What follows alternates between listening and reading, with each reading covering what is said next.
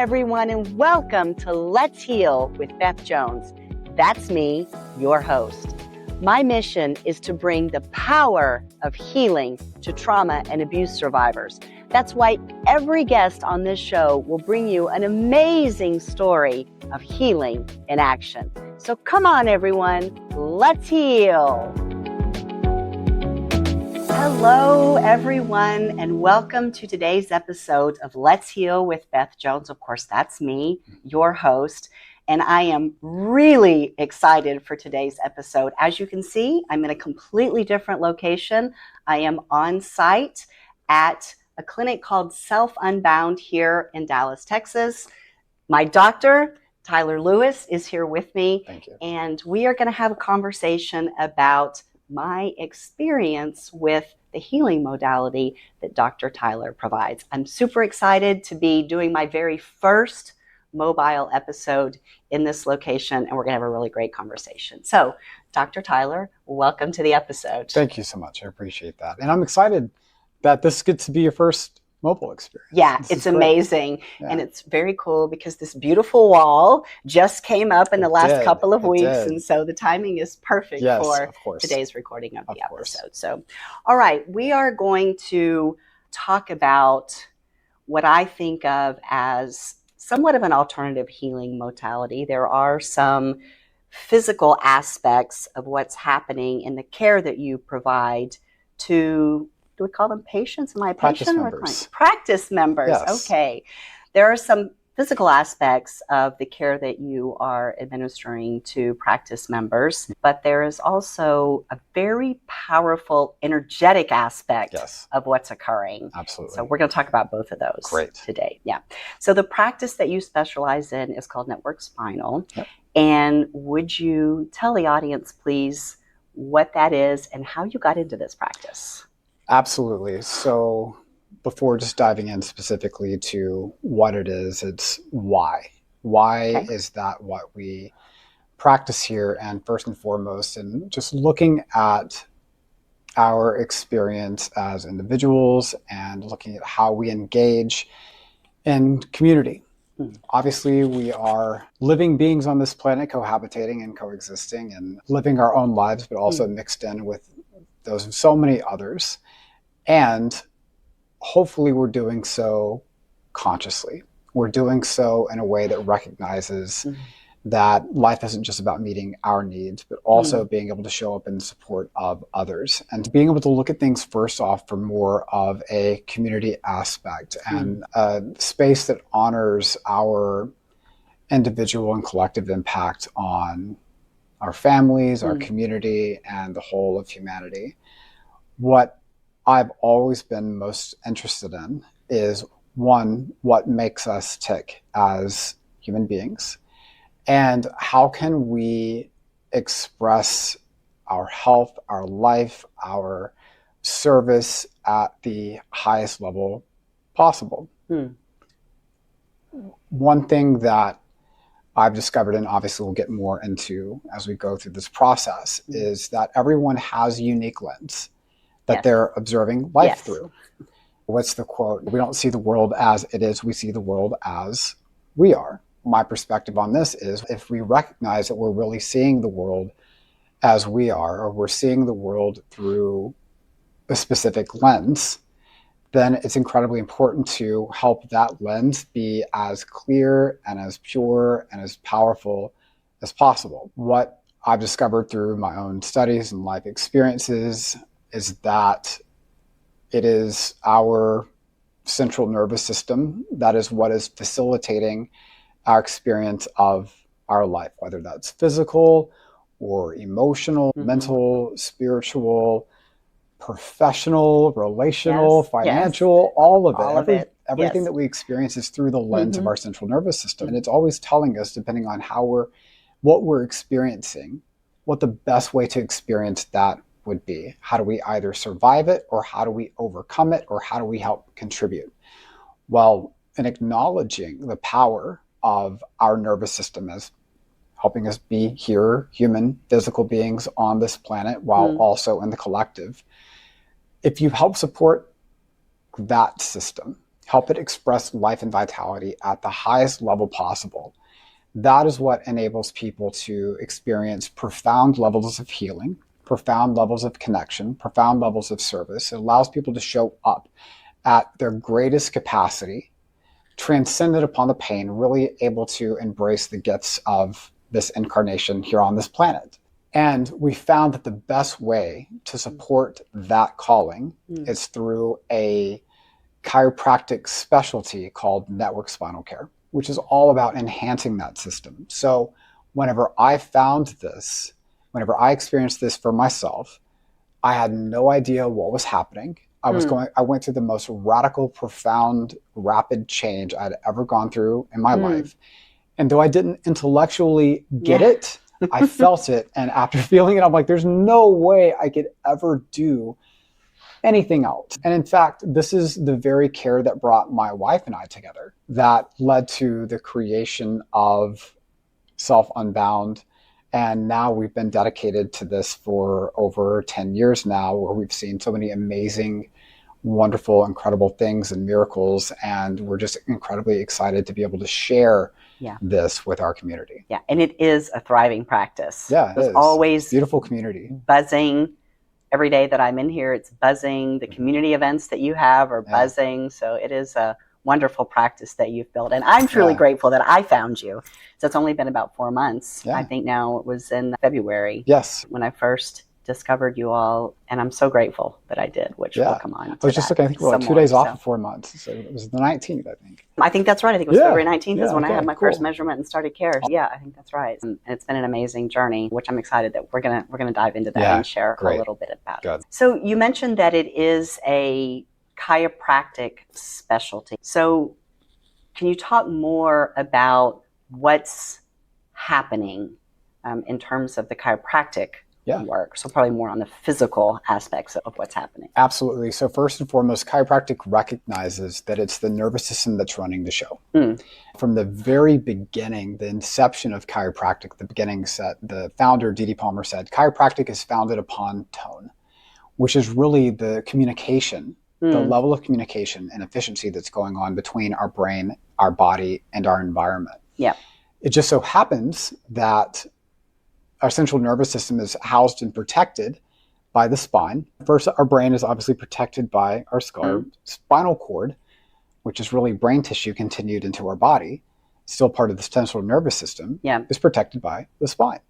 And so the reason why chiropractors look at the spine is because that's the easiest access to create change for the central nervous system.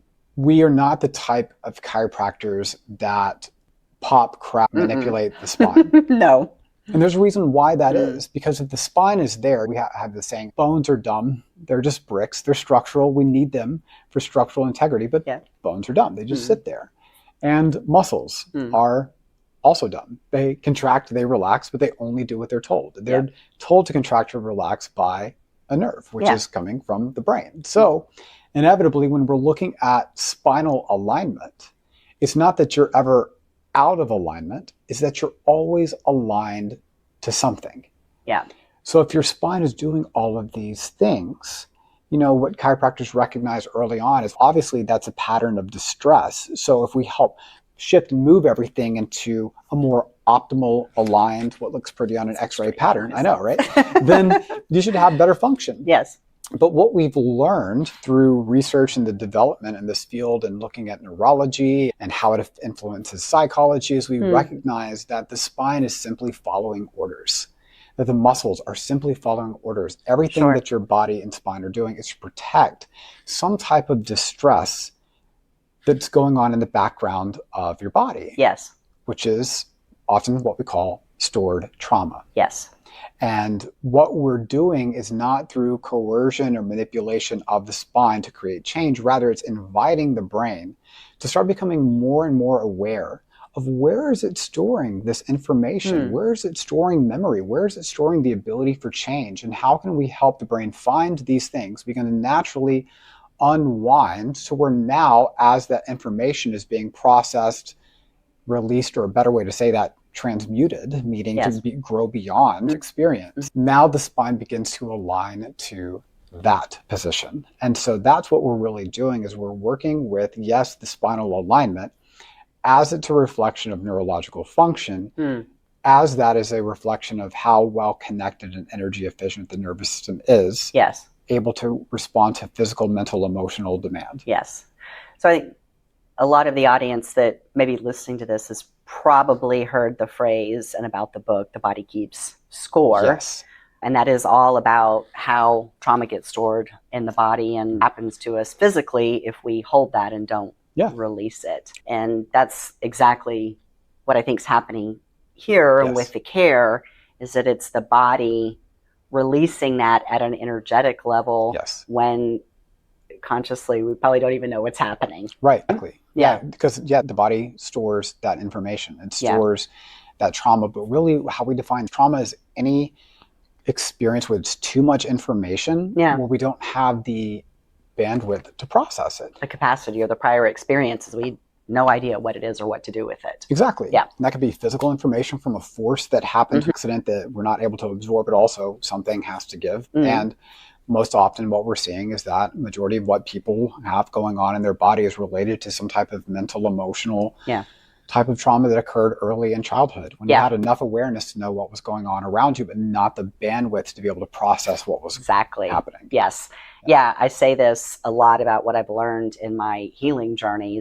I think about it when I was first abused when I was 5, is I had neither the comprehension of what was happening to me nor the vocabulary to tell anyone at that young age. And so what happened, it just went inside of me, and I just stored it for years until it was time for it to come out. Yes. It's great when you were talking about that, the visual that you were giving there, because I feel like the weight and the burden of trauma when we carry that can quite often cause us to minimize ourselves, whether we're hiding or we feel heavy, we're tired, we feel sick, whatever it is. And like physically, that hunched over and throughout the spine is where we have so much of that. And then the visual that you did when you're talking about healing, right? It's literally the lifting of ourselves as we are shedding that trauma and human conditioning that's really just blanketing and suppressing who we truly are. Exactly. And so that's what's happening, right? Is I'm getting to come back to the person who I was always meant to be before any of that happened to me. Absolutely. Right? Because you're great. Because your posture is just a reflection of what's going on in the background. By you doing that, no, that's great. I love that, because I even play this game. I can have 4-year-olds answer this question and they can answer it correctly. But I'll sit there and I'll hunch forward and lean like this. And I'm like, if you see me sitting on a park bench and I'm sitting like this, how do you think I feel? What kind of thoughts do you think I'm thinking? What kind of emotions do you think I'm experiencing? And if you ask me to go to a party down the street, what am I probably going to say? Versus, and they're like, oh, you're probably depressed or sad, or you probably don't want to go do anything. You're not thinking great thoughts. And I'm like, okay. Now I'm walking around like this, with my shoulders up. And how do you think I feel? I'm like tense or angry. And I'm like, does it look like I want a hug? And they say no. And then I'll walk around, like that, shoulders back, spine erect. And okay, how do you feel? And they look like happy or excited or something like that.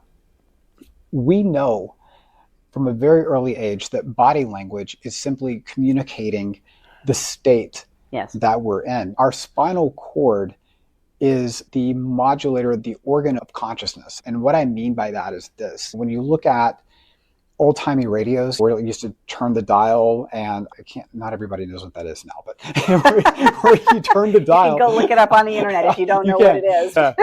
Born after 2000.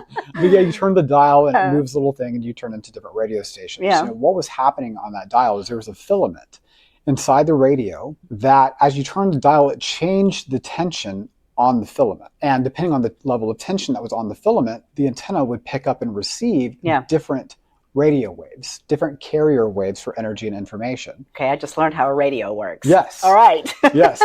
But wait, there's more, I know. But when that happens, when you turn the dial, it changes the tension on the filament, and you're starting to receive that radio frequency and information. Yeah. Then through radio magic, transduction, but radio magic, it starts projecting. So the station that the radio is playing, the music that's coming from the radio isn't coming from the radio, but rather is being received by the radio, and the radio is able to project that. Yes. So that's a lot how we operate. That's how our brains operate. We don't create thought, we don't create emotion, but we receive it based on what we're tuned into. That filament that you change the tension on for our nervous system is the spinal cord.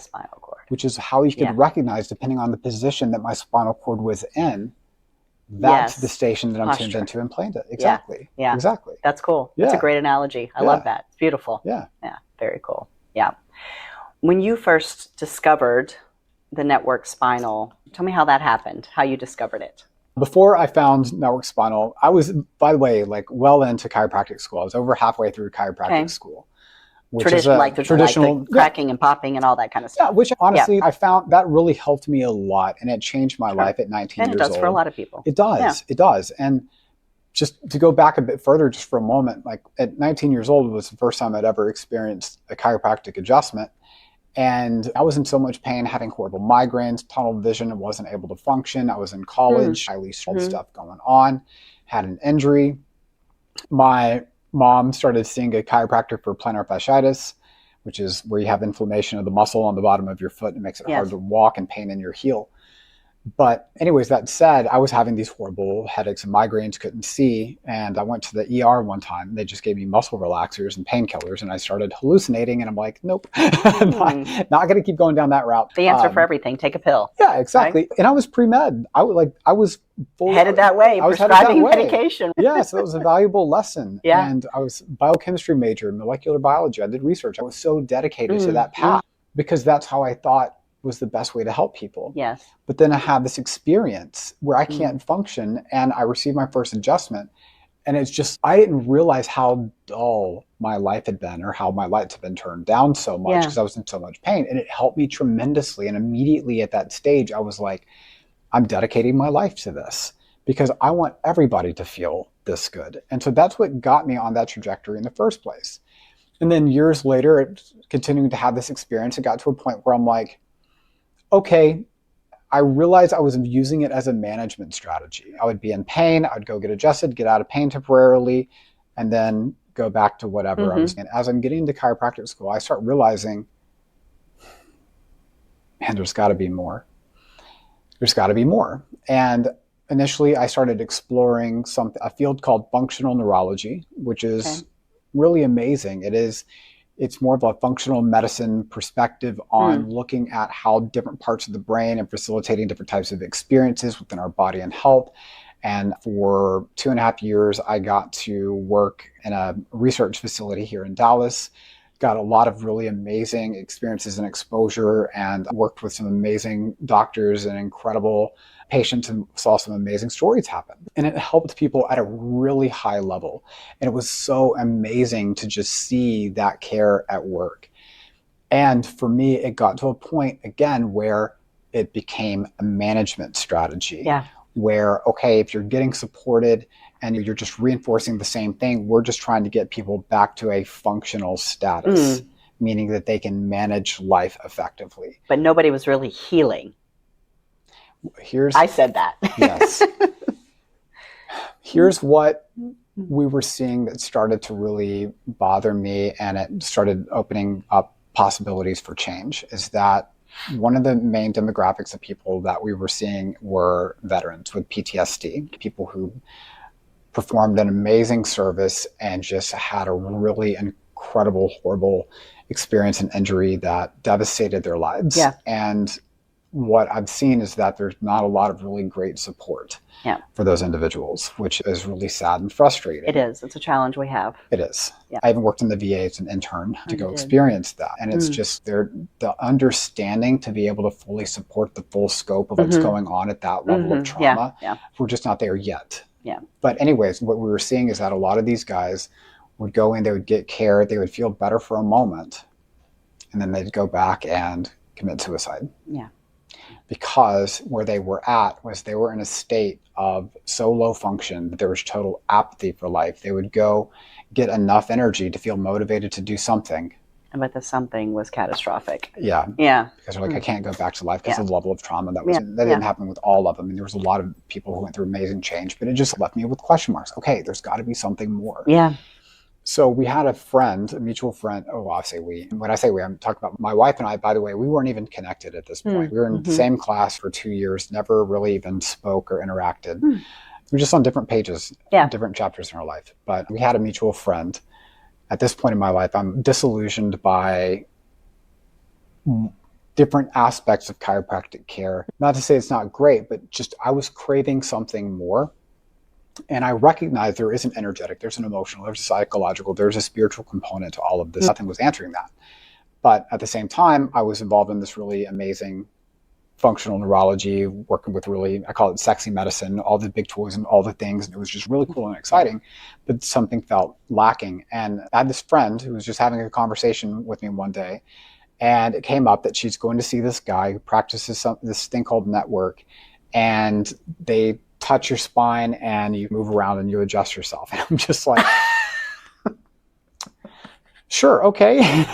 She's got to come. She's like, I know it's a horrible explanation, but you got to come check it out. And it's like, okay, fine, whatever. But that is what happens. And we're going to talk about that in a minute. But that's actually what happens. It is. And so to speak, it is. And so I was like, okay, you know what, whatever. I'll go check it out. She was so excited about it. I'm like, I'll go check it out. I'll never forget, I walk into this guy's office and there's these people on the table and they're crying and they're moving and they're making noises. And I'm just like, I'm like, no, this doesn't make sense. But you know what? I'm going to get on the table anyways. This guy makes a couple light touches on my spine. And it's like all of a sudden I take this deep breath that felt endless. And it's like I felt this surge of energy. It's like I took a double shot of caffeine or something. And it was like I was awake. And I don't know what happened. I didn't understand it, but I walked out and I could see colors. I could hear things. It was like that same experience from my first adjustment, but like 10 times more. And I will never forget. I just remember like, I used to be very focused and rigid and I had a lot of anxiety. And then all of a sudden I just didn't care about anything, but not from a state of I don't care, I'm apathetic, but what's life really about anyways? And life is short, that kind of not caring, right? And I felt so much. And so simultaneously, my now wife started that process. She's going through that experience. And we just like having these conversations and had our own awakening process. Which was really about becoming more self-aware, conscious of our own lives. And it was just really beautiful, but so much was changing. Oh yeah. And my body all of a sudden where I was having pain in my neck and sciatic pain in my left leg and all the stuff. And I'd been managing it with traditional chiropractic adjustments. All of a sudden I forgot about it because it didn't exist anymore. The migraines and everything? No, gone, totally gone. And my life was going through the most rapid, radical change.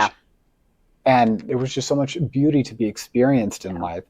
And even though I didn't understand a single thing what was going on, I felt so much. And in that experience, I'm like, in experiencing this, even though I don't understand it yet, there's no way I could ever do anything else. And so again, since then I've been committed to this process. So yeah, to make a short answer long, those are my experience. It's what I love about that though, is that you've talked about your experience of getting here to what you do now, this beautiful practice that you have, but you also talked about your journey to finding what your purpose is and your passion, because you are clearly very passionate about what you do now because you've experienced it yourself. And then you've had so much experience with your practice members who are constantly evolving and benefiting from what you're providing. So it's amazing that you've had your own experience with it directly.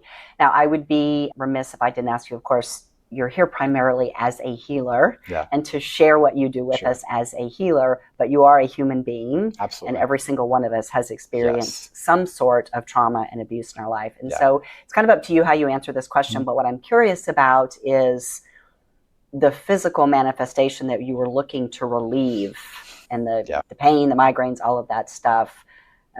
Was that rooted in something that happened to you in the past that you needed to shed and heal from? Absolutely. It just hit me as you're asking that question and in the context of this conversation. What is a healer? Because nobody can heal or fix anyone else. 100% correct. Because we can't. We're not here to save people. We're not here to fix you. That's right. No, and what you do is you facilitate. You're facilitating my healing process. Absolutely. But I also know that I can't do what I'm doing without you and people like you to facilitate that process. And it's a gift you've been given as a healer. We all have blind spots. We all do. And I can't do this for myself. The guy who created this can't do this for himself. Healing occurs in community and connection and relationship. Yes, it does. Because it provides mirrors. Yes. But yes, to talk about that as a healer, facilitator, what that really means is that we can hold an incredible level of presence and space for people and connection beyond judgment, and just seeing the wholeness of the person on the table as a body, as a soul, as a wife, husband, child, whatever they might be and whatever they're going through, and be able to see from above the conditional lens, really be able to recognize us truly as energetic beings. But having a very human experience, for me personally, my growing up, and I didn't realize this until much later, but my mom is an alcoholic. She always was growing up. And my parents divorced. My mom and dad divorced whenever I was 3. There was a lot of stuff go on there. Fortunately, my mother married an amazing man who became my stepfather, and we're still best friends. We were just together this past weekend for Father's Day. That's lovely. And there's so much in growing up in an environment like that entails. Yes. And it was so subtle at the time. I didn't realize how much those experiences were shaping me and my ability to process information. And so I sensed that a lot of what I was doing was to try to maintain the peace.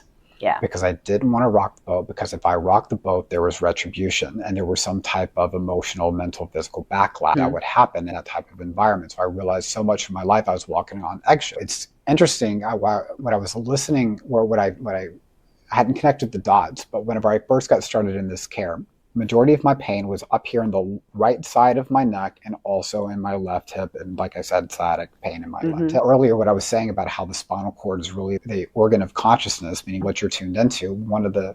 It's beyond the context of this talk, but one of the tension patterns that we see is where people are being pulled different directions. Yes, it's a thing. I've had that. You can be pulled different directions. It is a thing, and it really happens in real life. Yeah, it does, absolutely. And so specifically the consciousness of that particular pattern is oftentimes where we give our power and passions away for others to decide for us. We resign to how others are expecting us to be, and we align to that. Yeah. And that's what I had been doing. What I realized is that the journey that I was on was to appease and please and meet the expectations of what was going to get me the most favor and validation and support from my family. And that was a really necessary stage of development. In efforting to be that, I developed a lot of great strategies and skill sets to help do that. And in starting to process, I realized, and that isn't who I am. That's not what I'm about. That's not the life that I'm destined to live. And so I had to go through this process of healing, and I'm still to this day getting more and more coherent at expressing more of that energy. But it became a gift later on where I could also help other people, because I can hold the space and field for that at the level that I can, be able to make the same types of transitions in their life. Yeah. Yes, absolutely. I've had my own experiences and backgrounds in supporting thousands, tens, thousands of people over the past decade, being very intimate, this is another part of this process, is when we're looking at healing, it's not just physical, we're looking at the mental, emotional, spiritual, relational connections that are going on here. Like, we experience so much in this office that we get to hold space for. So we see a lot of really amazing things, but it's inevitably what it boils down to is you cannot separate the body from the mind, from the emotions. They are all intricately connected. Yeah, so true. Yeah. So true. So when you were talking about the expectations that other people had of you, I think sometimes that's referred to as an identity crisis. Sure. Sometimes it's referred to, how I think about it, is the masks that I wore that other people wanted me to wear, and I happily took on. Yeah, we do. Absolutely. Yes. And I've been doing a lot of work, and I talk a lot about, in terms of dealing with other significant people in our lives, particularly when the interactions are challenging. I talk about it in the context of expectations, that if I'm feeling unsettled or dissatisfied with an interaction with someone, particularly if they're unhealed, they're still living in their trauma and their victimhood. Yep. The problem is really me and my expectation, because I have an expectation of someone, a lot of times based on a role that they've been assigned. A parent, let's take a parent, for example. So my expectation is that you're going to do X, Y, and Z as a parent, but when they don't, I'm the one who feels frustrated, or whatever my fear-based emotion is as a result of that. And that's on me, right? Because I have an expectation that person is not capable of meeting. And I've been for a long time I've been very clear on that. Although I do go through my own experiences, as we all do as humans, we're still interacting with people on a regular basis. Yep. And so we're still in that place of expecting and being disappointed sometimes. It's very interesting. And I've recently been having an experience that's come around to talking about me as a practice member in the care I've been going to, which we're going to move into here in just a little bit. But I've been having an experience really considering a lot the expectation that these same people have of me, and how I'm not meeting their expectation and the friction that's causing. And a lot of that is about, for me, is about boundary setting and about protecting myself and minimizing additional pain and hurt. But it's the flip side of that whole notion of bending to expectations versus not bending to expectations. There's so much in what you said there, and two really important pieces is that people are always, like I said earlier, looking at life through a lens. Yeah. We have all these different layers of our nervous system. Physical primal survival layers, have emotional limbic reactive layers, have conditioned way that things should be, and expectations on roles and old apps that we've learned. Yes. We also have the ability to self-reflect and self-observe. And also we have this experience beyond just ourselves, recognizing that we're part of something more. Much bigger. Yeah. Every layer of our nervous system in our brain has certain priority and certain needs. And what determines what level of our nervous system we're functioning in is the amount of energy that's available. So when we are experiencing low levels of energy, we just want to survive. We're going to see what's going to help us get to the next moment of our life. 100%. We move up the brain. Now and by the way, that's like very infantile level thinking, because brainstem is all about survival. Think about the level of consciousness of an infant.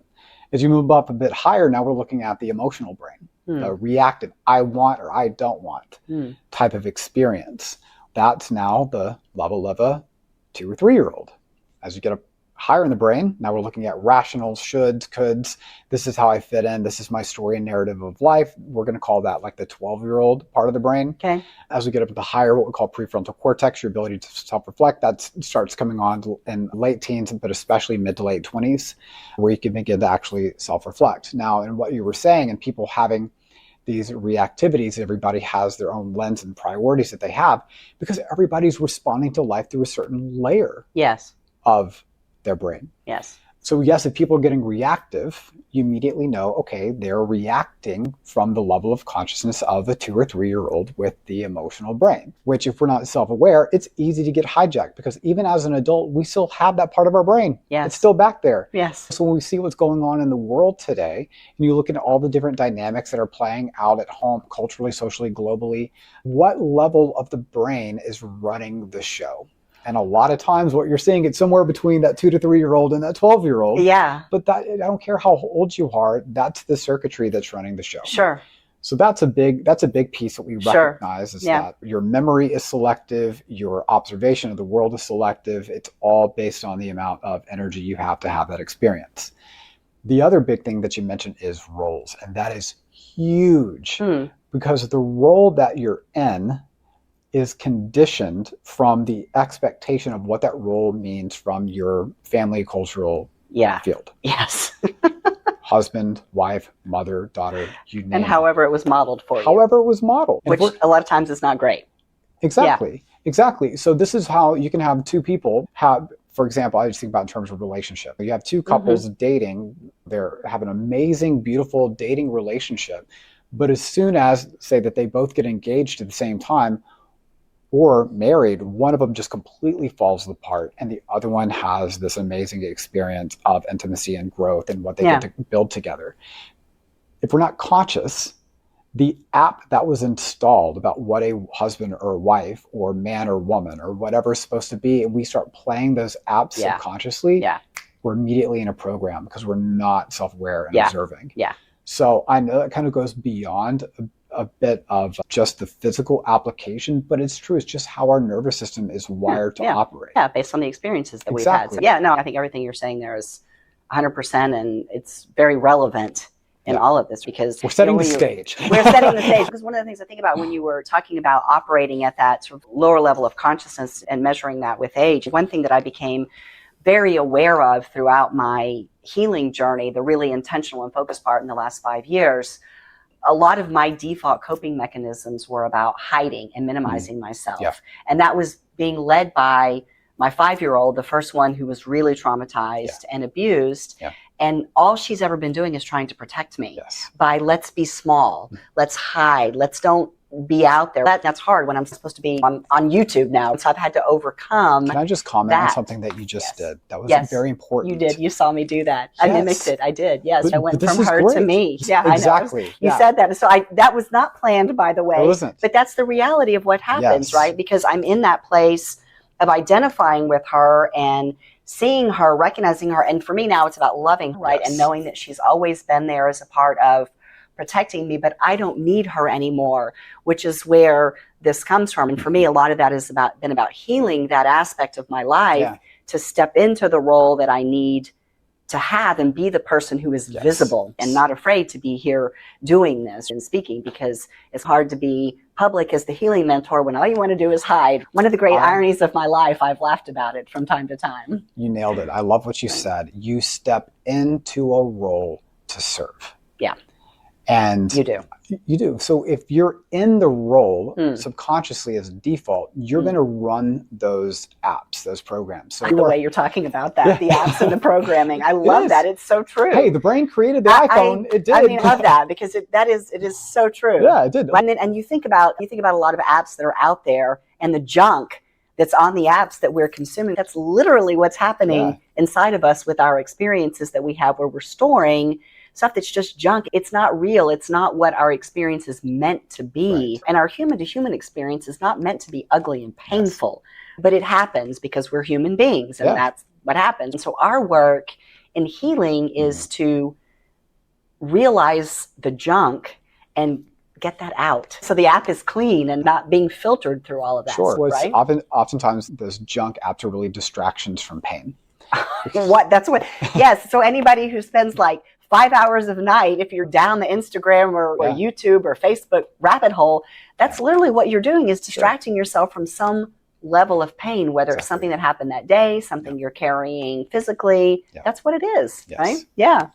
You know, and you're nailing it. So it's okay if we have junk apps, obviously it's distractions from pain, but there's also apps that are incredibly supportive as well. Yes. And if we're not choosing which apps we're playing in life, then whatever apps are floating around out there, those are the ones that we're going to be running. Yes. And that is the importance of what you said. I choose to step into this role. Yeah. I choose to play this app because I'm not defined by the app. I'm not defined by the role, but I'm the one bringing the energy to it as a way of delivering a gift. Yes. That's how an app is used beneficially. And how do you know where you're at? That's the healing process, becoming more self-aware. It is. All right. Great. That was great. That was a great part of our conversation and very on point about what's actually happening energetically within the body and what the brain is doing to us by what we're taking on, expectation roles, all that kind of stuff. All right. So let's come around to my experience as a practice member and what's been happening to me. So when I met Dr. Rachel and was immediately drawn to her because, as I know about all three of you, the doctors who are here now are very gifted, energetic beings. You can just feel it, your spirit being around you. The aura is beautiful and really amazing. So thank you for sharing it with all of us. So it's lovely. And I felt that from her immediately. And we're think a lot the same about spiritually what's happening and the experiences we have, we know. And so I was very much drawn to her, and I was like, I have to go. I met her on a Thursday, and like literally I was here on a Saturday for one of the group sessions. One of the things that I didn't know coming into Care Myself is what was actually going to happen to me in terms of benefit. And that is because I've done so much healing work already. And a lot of the healing work that I do anyhow is in the energetic field. It's my spirit, it's on the soul plane. And I've had some really profound experiences healing that way. And in fact, the first relationship that I had to heal was with my grandfather, who's the one who abused me when I was 5. And he died some 20 plus years before I really got into the intentional and focused part of my healing journey. And so every bit of that has been done at the soul plane and spiritually. Our energies working together. And I've had some truly profound experiences through things like hypnotherapy, through Reiki, through my own, some of the trauma therapy sessions that I've had where I just go into a processing state of mind. I can put myself into that processing state when I'm out in nature. If I'm walking and I really can get into a good rhythmic cadence, I can almost mimic EMDR, which is the eye movement desensitization and reprocessing to help myself. So I've had some really powerful experiences to heal that relationship. Because of all of that work and what I've done and what I do as I continue to go through life and heal the experiences that are happening to me on a regular basis, I wasn't really sure what was going to happen here.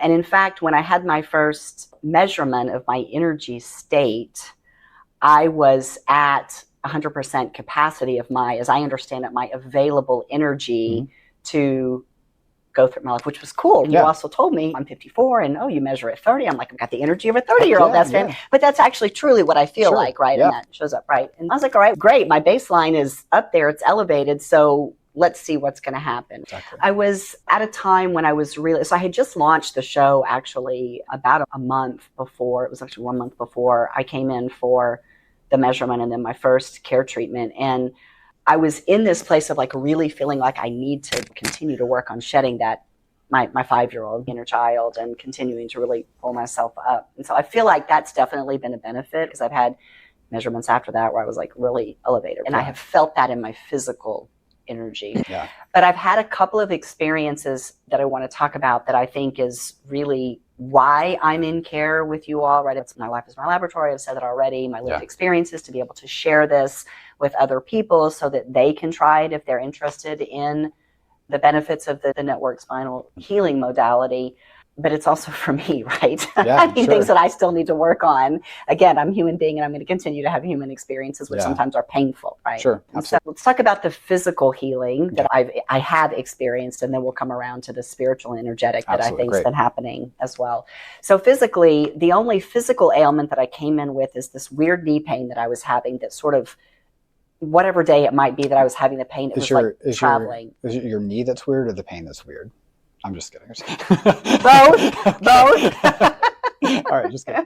This very strange pain. It was in my knee it was traveling.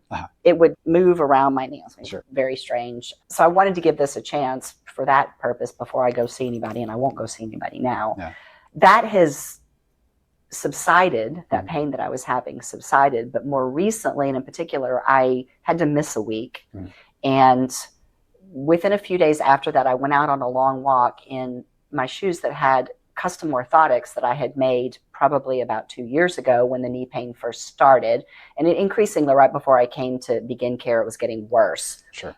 I was going to have to do something about it. It was at that point. Like sometimes I would take a step and it was debilitating. Like I can't move again. Right. So I've seen benefits from that because that pain went away, but then it came back a little bit after missing care and then taking that long walk in those custom orthotics. And you said to me, what'd you say to me? Orthotics, they lock you into your dysfunctional position. Yeah. And what I mean by that is when you get measured for orthotics, they're looking at the imbalance that's there, the wear and tear at the level of the imbalance, whatever's going on in your body, and it's there to brace you in that position. Yeah. And I understand why they were created. I understand why at certain points some people would want to use them. And at the same time, when your body starts to change and reorganize and the foundation and how you were using your hips and knees and feet and all that stuff were changing, if you try to go back and use that orthotic, it's trying to hold you into the old pattern. There's going to be pain there. Yeah.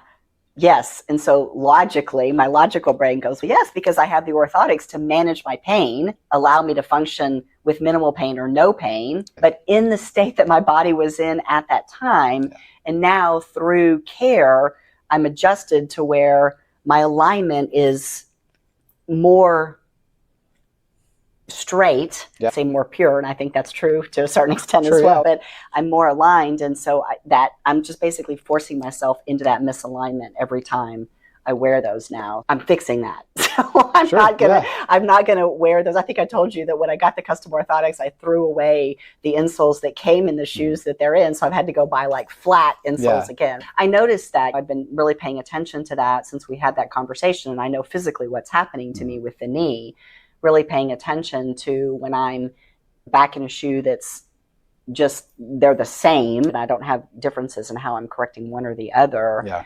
I am keeping that aligned state that I leave here in, so don't go messing it up by putting the orthotics on. Which is a great analogy and metaphor what happens for us emotionally. You do a lot of work to heal yourself. Don't go messing it up and go back to the old patterns that get you back to that place where you're unhealed.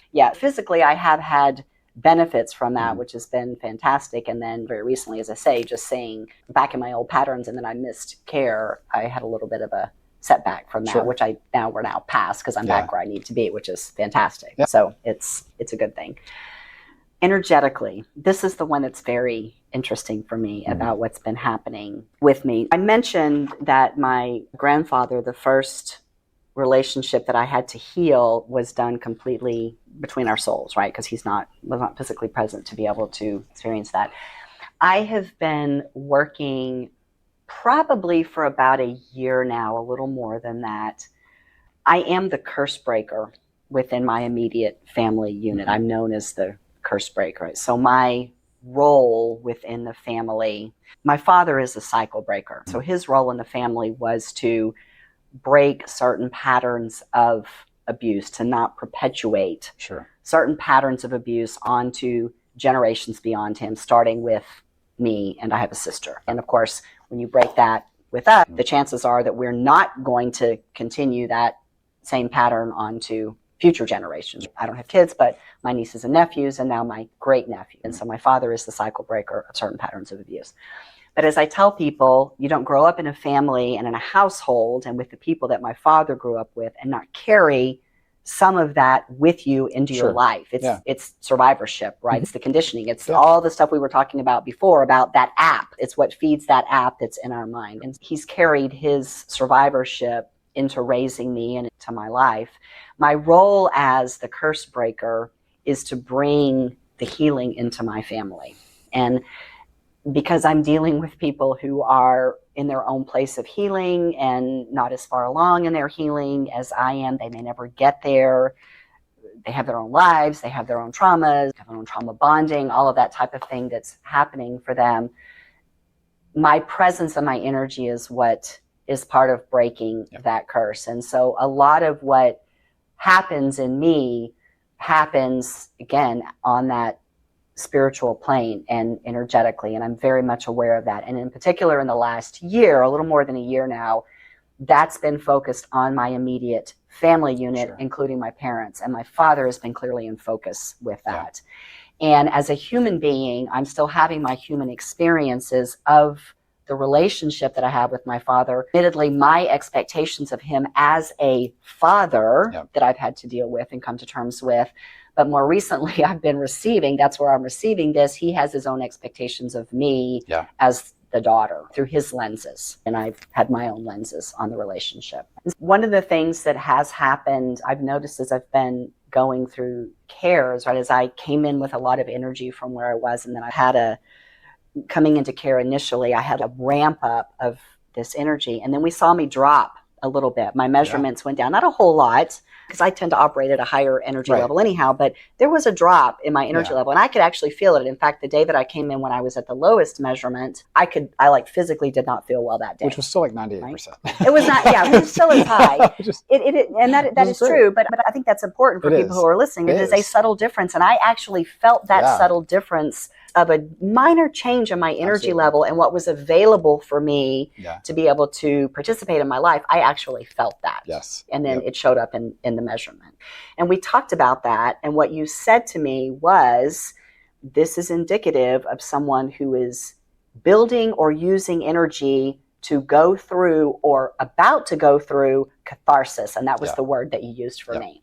And I was like, catharsis is, okay, we all heard that word. What does catharsis mean? Me being me. I had to go look it up to get the exact definition. And it is releasing strong or repressed emotion, which is so my MO, right? So for years, for 45 years, after I was first abused by my grandfather and then went through all the other trauma that I've been through and growing up in the household that I grew up in with the family generational trauma and abuse that is still very alive, despite the fact that the actual cycles have been broken. The curse in the family is still there. We're all still living with our trauma and our pain and suffering. And so the emotions, I lost my train of thought there for just a minute, but going through, so what I've done in terms of like storing the emotion for years was just to put that inside of me, right? I did it in my family unit.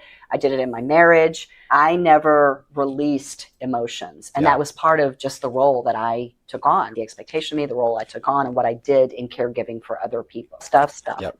And I crashed into that wall 5 years ago. In fact, Thursday, 2 days from today, is the 5-year anniversary of me literally crashing into that wall. And I became aware for the first time that wall existed. Yeah. And I've spent 5 years breaking it down. And so when you said that about catharsis, I'm now needing to go through the release of the emotion related to my father. And that is literally what has been happening. And so a little bit after I came into care, and I'm just going to look at this because I was actually looking at the dates of care. So when I started to drop, that was in early February, and I had been experiencing about 6 weeks of mounting frustration with the nature of the interaction of the relationship with my father, and becoming acutely aware that there's a misalignment between my primary emotional needs, my 3 primary emotional needs, which are acceptance, unconditional love, and communication, my 3 primaries. And there is a misalignment between those emotional needs and my father's ability to meet those needs. Sure. Even to the point, this is so funny to me when I realized this, I tell people all the time, I'm not a news, weather, and sports kind of girl. You meet me, the first time you meet me, we're going deep. And if we don't, probably not your person. Yeah. And that's because that's how I give love to people, is sharing myself at a very deep level. And I need that back from people. And that's literally what I say. I'm not a news, weather, and sports kind of girl. And I had this epiphany right around the time that I had this reduced measurement, that I was literally having news, weather, and sports conversations with my dad and nothing else, to the point that like there's really no engagement about my story, no engagement about my work. They haven't read my book, they don't listen to my show, all of this there's no engagement there. And so we don't talk about that kind of stuff. So this mounting frustration that I was having. And then I actually had a soul plane healing. So that was in early April when I had that measurement, when I was lower and all of that was going on. And then in the middle of May, through trauma therapy, I had a soul plane healing experience with my father where our souls were communicating with one another. And in that experience, I was acutely aware of the fact that I was communicating with him with his spirit, his energy, and his soul. And he was deeply saddened by the state of our relationship and not really being able to protect me from all the things that I experienced, that he was expressing to me and feeling that sadness. And the 4 other people in my life who seriously harmed me were there. So there were 5 that have hurt me in my life, were all there. And he was sitting in the middle with the other 4 there. And he was very much aware of the fact that he had not equipped me or done anything to protect me from those 4 people. But then I have the physical being, who is someone who is quite angry and is still living with the manifestation of his own pain and suffering, right? Just everything about him is that person who is suffering physically, emotionally, mentally, right? And that's the interaction that we have. But him always pushing on me and my transgressions, which has continued to escalate until recently. But I saw very clearly the difference, and this happens to me from time to time, where I can see the energy of the person, the being, and then I can see the physical manifestation of who they are because of the lack of healing. They've not been through that in their life. Yeah, and that is a gift to me when I have those experiences, because I understand the person as a being, which is super powerful. Yep. Then my lowest reading was in early June, and that's the day that I felt really very physically heavy. The very next day, my father and I are having a news, weather, and sports conversation, and I'm talking to him about, I'm going to come, maybe it's time for me to just come and visit you. I haven't seen him since Christmas. And he said something to me that flipped the switch, and for the first time ever, I expressed to him certain of my emotions with respect to him. than where I was. That cathartic release, like literally started the day after that. And that was in early June, and we've kind of been going through that again. I had an experience with him on Sunday, Father's Day, where he decided to bring more of my transgressions to me. You haven't done X, Y, and Z, and that's okay. And I went through, it triggered the grieving process in me. And so for 48 hours, it ended this morning. For 48 hours, I literally went through the cycle of grief. So I was in deep sadness, pain, crying. I was angry. I felt shame. I felt self-doubt. I was questioning myself about some of the things that he was saying. And for one of them in particular was really difficult for me. But for half a second, I was like, is that even true? So I was going through all of that we go through when we're grieving a relationship and grieving the state of a relationship. And 48 hours, I go through this, and I woke up this morning and I'm like in this released state. And I have talked about the healing process for me in terms of knowing that I've progressed in healing is when I'm able to let it go. I don't believe in the concept of forgiveness because I think it's a very messed up word and term. What I'm looking for is to release the emotions from my heart that are stopping me from showing up in loving relationships with people. And that's the letting go aspect of what I'm after. And I felt that this morning. I was like, it's released, it's done, it's out. So for you to have said that to me, and now for me to be going through this literal process of the catharsis is so cool to me that we see that energetically in what I've been going through. Yeah, it's amazing. Absolutely. Yeah. There's so many layers and dynamics, but to make it very simple, healing is so multifaceted and multidimensional. Yeah.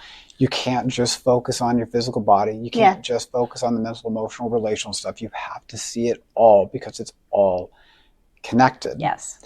And to look at the life cycle of a caterpillar or a butterfly, depending on what angle you're looking at it from. Let's do a dragonfly, my spirit animal. Dragonfly, the dragonfly. Specifically, for the reason why I use butterflies, because when you look at the caterpillar's consuming. It will literally eat an entire plant to death because it's just consuming for itself. Now, in our own lives, that's where we're growing up. We're taking for ourselves. We're taking on what we want. We're taking on the emotional trauma. We're taking on other people's belief systems. We're just consuming. Yeah. And that's building this big, lumbering body that we're just carrying all this baggage with us. And one day we decide, enough of trying to lug this around. I'm going to wrap myself up and cut myself off from the world. Yeah. And then you look at the process of getting into that cocoon. And during the process of the caterpillar being in the cocoon, its whole body dissolves, its legs dissolve, everything just emulsifies, turning into imaginal cells, is what they're called, where it's in this infinite space of possibility. And eventually, just think to yourself, you get to this stage where you're like, all right, this cocoon protected me for a while, but I think I'm good. I think I'm ready to come out. I think I'm ready to come out now. Yeah. Does anybody want to come cut me out? Yeah. Does anybody want to come help me? Hello, anybody? I can't get out. I'm trapped here. I'm stuck. What's going on? Oh my God, please get me out. I can't. Oh, this is so tough. You know what? Yeah. Fine, enough. I'm going to do this myself. Yes. How can I begin to find whatever I need to do to get out of this thing? And as we do that, we go through the process of catharsis, which is feeling everything, digesting, dissolving, transmuting what was once emotional baggage, which we say emotion is energy in motion. Energy not in motion is tension. Yeah. That's bound information stored. But as we actually begin to feel and experience the true emotion as it is, without trying to change it, without trying to fix it, we become aware of that it's going on. We acknowledge that how it's playing out. We accept that depending on however we're experiencing life, this is what our experience is going to be. And we take full accountability for that. We take accountability for our own actions, our own behaviors, our own thoughts, our own responses to things going on around us. Also, we go through this process where we begin to rip and tear at the cocoon. And it takes as long as it takes. Yeah. Which is necessary for the caterpillar emerging from the cocoon. Because if you cut it out, it dies. Because it didn't develop the bandwidth or the strategies to actually help its wings unfurl to become the butterfly. So we have to go through that process. In that process of healing, where there's an energy investment period, and where you came in was already a very optimal range of function. Based on the average, you're functioning 100%, high level of energy, wonderful, beautiful. Now you come in craving, you say, I recognize there's something more to life. I have this weird knee pain that's going on where maybe perhaps versus just knee pain, it's left knee, my own feminine side, meeting my own needs. How am I able to meet my own needs? Hip, what is my own core stability of identity? Who am I really beyond conditioning? More so than who am I? It's who was I always destined to be? And how can I step forward for myself in order to claim and live and develop the wings capable of carrying me through the winds of my destined future? Yes, it is very physical. As you're going through this process and recognizing the dynamics with your father, again, just looking at the physical impact that this has, all of a sudden, initially your first game was already high, it went up even higher, and then yes, there was a dip.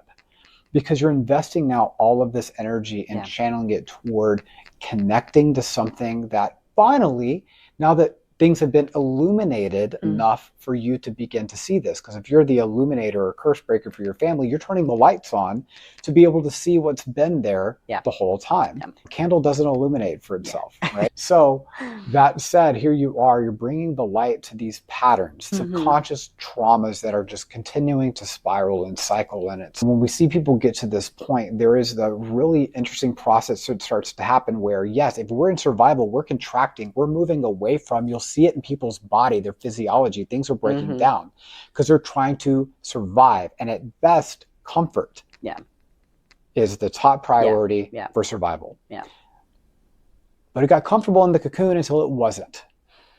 When that switch flips, when we enter a state of thriving, comfort is a temporary spot that we rest before we are off to the next creative adventure or destined calling. How can we begin to show up more in service to that? Where now all of a sudden it isn't about letting go of what has been, but transmuting and recognizing how the pain that we've experienced up to a certain point is now fuel for growth. Because of your experiences, you now have a platform to help inspire others to feel seen, to feel connected with, to feel like there is a community to help support and uplift them. You're reaching this level of energy where it's no longer about you. Your experience of healing is more than just you. You recognize by bringing more awareness to all the stuff going on, that is what allows you to show up more for your community, more for the planet, more for the people who are listening to all of this stuff. This is what healing really looks like as we begin to transcend the pain and really see what it was all meant for in the first place. And then even here, we can start to see that no wonder our parents and grandparents and community in the world, whatever, no wonder they acted out and did seemingly horrible things at that period of time. Because if they were carrying this and they were deeply unconscious, traumatized people. And where we say enough is where we feel what was the pattern, what were the emotions that were going on. Do I have the bandwidth to be able to connect to this, be able to process this and embody through my own nervous system, and then emanate that? Emanate the healing codes, which emanation is the gift of the empath. It's not just feeling what's going on with everybody, but it's feeling it, being able to transmute it, and then emanate healing codes for other people to feel empowered and be able to navigate life and grow and heal and thrive in their own right. When you can look at the stuff that's going on in the world, and you can see the same pattern repeating itself across families, across countries, and it really gets very simple. My wife said something profound, which she often does, where God doesn't make mistakes by putting you in the position that you're in. What's right in front of you is your responsibility. Whatever your ability to respond to that is how that process is able to be transmuted. Now, to ground this to the body, you said something really important, and this is it. This is key. You can see your father in his beingness. But then there's also the embodiment as well. Everyone has potential, right? Yes. How you access that potential has everything to do with the interface between your nervous system and the field. Your nervous system and the energy that's around and available for you. At the most fundamental level, this care is accessing and helping create a greater level of connection and coherence with exactly that. We're no longer operating in a nervous system based on patterns of pain, distraction, protection, conditioning. you're helping your nervous system become a better interface between you and the environment. So you're going to feel more. You will feel more. And someone who's thriving, if you're living more life, you're going to feel more pain, but no longer is that pain inhibiting your capacity to experience life. In fact, you're like, you know what? Do I need to feel this right now? Beautiful. I will feel whatever it takes. Yep. Because I recognize there's something so amazing on the other side of the larger bandwidth I have to feel my own stuff. So too, can I also begin to liberate and emanate that for others as well? So just to try to, as succinctly as I can, just comment on everything that uses just experience, and still the unfolding is taking place is really beautiful, profound, and this, beyond just physical comfort and healing and function, this is what we're about, because it's about our humanity. It's about our ability to connect with family. It's about our ability to be in community. This is what we're all about. And this is why we do what we do. And especially where we're going through as a species now, we're going through the most rapid change our species has ever seen. And if you don't believe me, reflect back on this in 5 years, the world's going to look radically different. What did this from the way it was 5 years ago?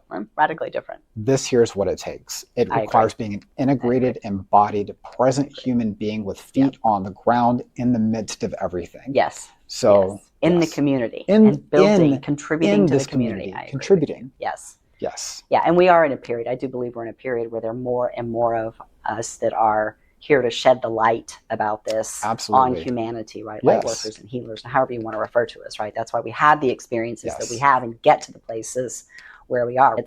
Your wife is very gifted and very smart, and she is absolutely correct in her profound statement that God is fully in control. Yes, absolutely. And I know that my life is divinely led, and it's not by coincidence or accident, or I just stumbled into Dr. Rachel that I'm now sitting here having been through what I've been through, and now having this conversation with you to share the reality of what happens. It's all for that purpose of giving that to other people. Absolutely. Right? For collective humanity. And that's the gift of the illuminator, the curse breaker, the light worker, whatever you want to call it. It isn't about just shedding light. Yeah. But when the dark, whatever was hidden in darkness, darkness is just the absence of light. Yeah. It's just the absence of energy. It's pain that's able to fester and perpetuate itself because nobody wants to look at it. But when you do, when you look at it and you see it, can you see it without judgment? Yes. And really what enables you to do that is because you can feel whatever we see out in the world, nothing out there is getting us. It's resonating with something in us that perhaps we're not willing to see and ready to see at that point. What if we embrace that as an experience of how can I be with this experience of my own? Where have I experienced so much shame and powerlessness where I acted out in order to feel something more than a victim? Yes. We, as human beings, we all do this. And if we can begin to see other people who are acting out in pain from that lens, because we too can embody it. We too know what it feels like to want to act out in a certain way because it's just so human and primal survival, reactive type brain. Yet we can choose otherwise. Yeah. That is where so much healing can take place. It's not the rejection of these things, but the inclusion of the humanity of it all. That's where the healing takes place. Yes. And I think that's honestly been where the biggest gap has been in cultural societal healing, is that we only want to look and blame the thing we don't like versus, okay, where in my life too have I felt exactly that, or I've done something like that? Yeah. It's a concept I call mirroring. Yes, absolutely. And it's how I know I'm progressing and healing a particular relationship or interaction, because I have the ability to see myself in the other person and the other person in me. Yes. And I have had some of these very profound experiences where, with my grandfather in particular, one of the last experiences I had with him, I saw him as a 5-year-old boy before he experienced his trauma and conditioning. And all that I saw in his eyes was love, as you would see in a young child. Innocence and love is all that I saw. And that gives me, so when I think about it, but that's exactly what you're talking about there. It's just accepting that every single one of us is a survivor in some capacity. Exactly. And it's what we do with that in terms of our relationships with other people. Yes. But the healing starts here. Yes. And by the way, I do love the butterfly metaphor, because I have never heard anybody in describing that say what you said about if you cut the caterpillar out of the cocoon, it will die. It will die. Has to do the work on its own. Yes. And that is a profound statement, and that is so true. And any of us who have been through healing experiences and healing journeys, and certainly any of you that are listening to this and watching that have been through those types of experiences already, you know that you did the work, and you may have had people that helped you along the way and facilitated that, but you are the one who did the really hard work, and that's the only way we heal. Yeah, that's really how you grow your wings. That's how you grow your wings and become a beautiful butterfly, which you are, a beautiful butterfly. Thank you. So, yes. And thank you very much for sharing this today. I really appreciate it. It's been a fun conversation. I'm so grateful for you spending the time to have me here. Thank you. It's awesome. And we'll see what happens. I'm going to have to do this again because I'm not going anywhere in terms of care. So, because for all kind of reasons. So we'll see. I think I ran out of things to say, so I don't know. We'll have some other interesting experiences to talk about at some point in time. We'll have yours, I'll have mine. So we'll see where it goes. Great. But thank you so much for being here today. I really do appreciate it very much. It's been a fun conversation. Thank you. I hope you have enjoyed today's episode of Let's Heal with Beth Jones. If you did, please subscribe to my YouTube channel at Beth Jones Healing Mentor. And if you'd like to know more about me and my work to help other survivors to heal, please visit me on the web at empoweredsurvivors.com.